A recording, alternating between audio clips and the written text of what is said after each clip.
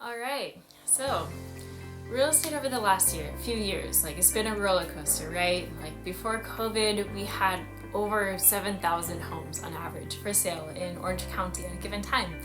Since COVID, we lost a lot of inventory. We went to like 2,000, 2 to 3,000 is what seems to generally be hovering around homes for sale throughout the entire county. And it's really done a lot to drive prices up despite interest rates. During the last couple of years, it's just been slow. I guess just the year before was really fast. This last year, 2023, it was very slow. There was not a lot of things happening, but there wasn't a lot of homes available either. Largely because most people had great interest rates and they didn't want to sell because who wants to, walk away from a 3% interest rate and buy a house with a 6 or 7% interest rate.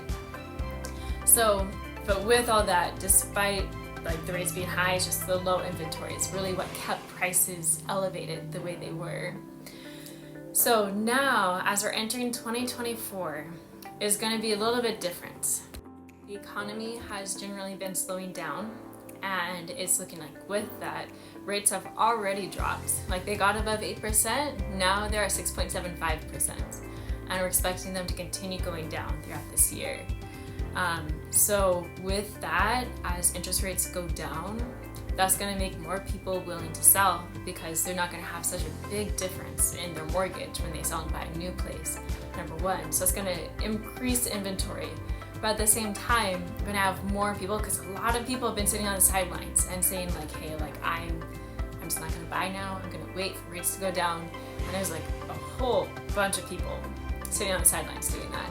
And so once rates do go down, there's going to be a flood of buyers going in and trying to buy a place. So even though more people might be going to sell, a lot of people are going to be going to buy. So we're still going to have the inventory problem that we've been having, but at least interest rates will be better. We will likely get back to multiple offer situations, most likely. We'll have to see. You never know until we get there. It's always just, predicting the future, right? No one has a crystal ball. But that's what it's looking like is generally going to happen. I actually attached the market report. It's not written by me, but it's written by an economist who specializes in real estate in Orange County. And he breaks down very nicely the, if the economy slows down and interest rates go down in the spring, the summer, or the fall. And he looks at those three scenarios, depending on which one happens, will help determine how real estate is going to go this year. And so I would highly recommend you going and checking it out and looking at what he's generally expecting real estate to do this year, just at least for when rates go down. But ultimately, it's looking overall, the economy is definitely cooling. Spending's going down. Credit card debt is going up, and people's savings have been the lowest they've been since 2009. So the economy is definitely going to start cooling quite a bit, and with that, interest rates will go down, which is good news if you're trying to buy a house.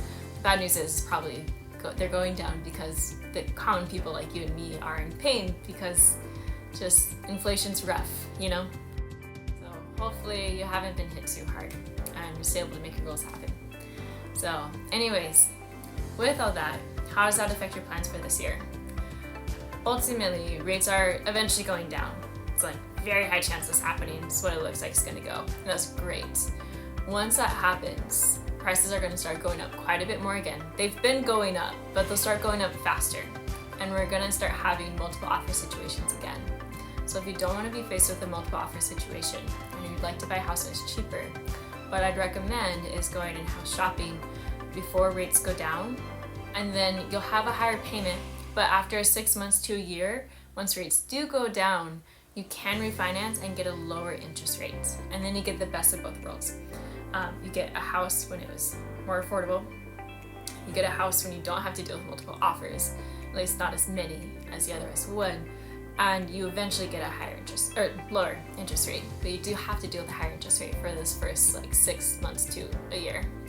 So if you're looking to buy, that's how I'd recommend you go about it.